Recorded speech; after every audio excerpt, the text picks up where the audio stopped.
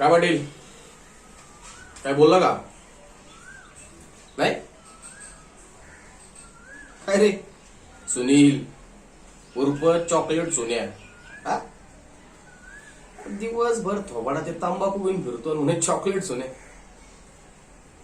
बर, कुठे ठेवलं त्या पोरीला?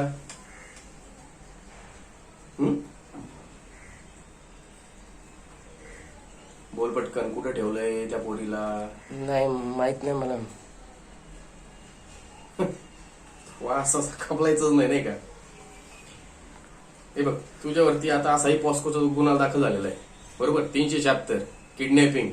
आणि आमच्या त्या महिला कॉन्स्टेबल, हेड कॉन्स्टेबल, त्यांना तू शिवीगाळ केली म्हणे. नाही, तू 8-10 वर्ष येतो नसतो बाहेर, आणि ते पण जर तू कबलत नशील ना भाई, तर माझ्याकडे दुसरा ऑप्शन आहे.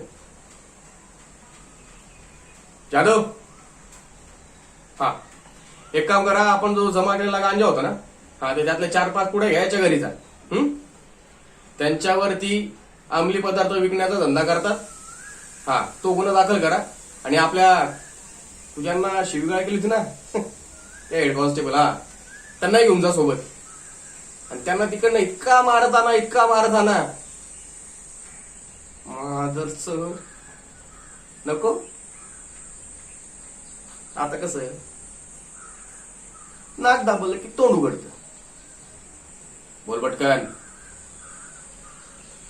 कुठे? आप्पापाडा, लिहून घे. आप्पापाडा कुठे? भगत चाळ. भगत चाळ. रूम नंबर सांगतोस का? 24. आता कसं, लवकर जा, त्या पोरीला सोडून आला, ठीक आहे? घे, खा तंबाखू. मी एक गोष्ट लक्षात ठेव, तू कबलला नसतास ना, तुला, तुझ्या पूर्ण खानदानाला इतका तुडवला असता ना, तुझ्या येणाऱ्या 7 पिढ्यांच्या ढोंगणावरती सुद्धा ना वळ दिसली असती.